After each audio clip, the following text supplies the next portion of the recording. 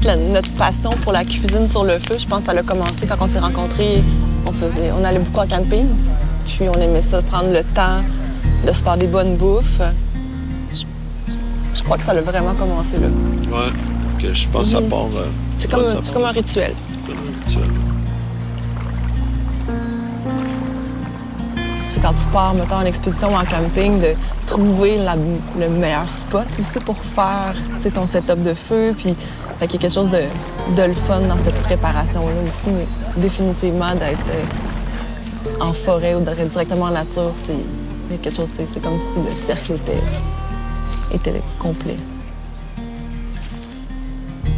Ça arrive partout qu'on cuisine sur le feu, en fait, parce que tu te retrouves encore une fois à l'extérieur avec plusieurs, tu sais, les éléments de la nature, tout ça, puis tout de suite, on dirait que c'est un naturel pour nous de se trouver un peu de bois à gauche, à droite. Et on n'a pas besoin d'avoir un setup parfait pour pouvoir cuisiner sur le feu, puis je pense que c'est ça qu'il faut se mettre dans la tête.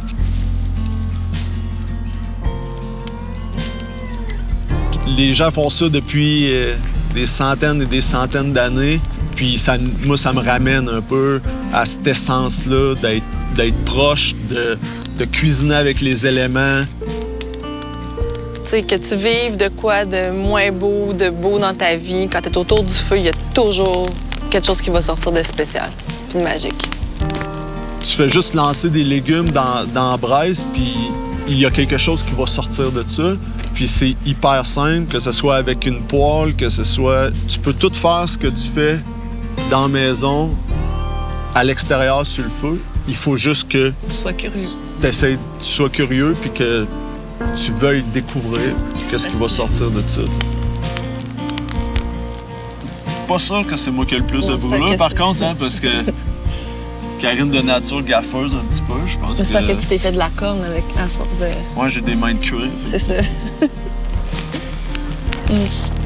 La chaleur qui se dégage du feu, le son qui se dégage du feu, c'est tous des trucs qui viennent me chercher parce que il faut que tu apprennes à comprendre comment le feu fonctionne, comment tu vas l'alimenter, puis tout ça. Le feu, il te parle. Puis je trouve que ça ramène à l'essence de la nature.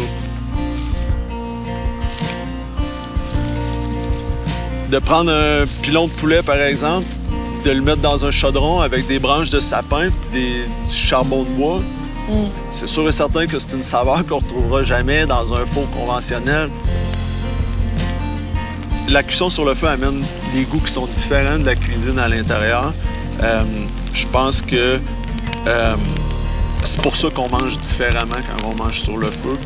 Est-ce que ça va prendre seulement de la braise pour faire cuire? Est-ce que ça va être de la flamme? Est-ce qu'on va suspendre les trucs? Il y a tellement d'outils qu'on peut utiliser. C'est des méthodes de cuisson qui sont plus longues, donc on a plus de temps à passer entre amis, à discuter, à collaborer ensemble autour de cet élément-là qui est le feu. Fait que c'est vraiment... la vie, ça va vite. Puis, dans le fond, partir un barbecue, ça va vite aussi. Fait que c'est ça qu'on est moins... on aime mieux prendre le temps puis profiter du moment présent. Faut juste l'essayer. Vous allez tomber en amour, c'est certain.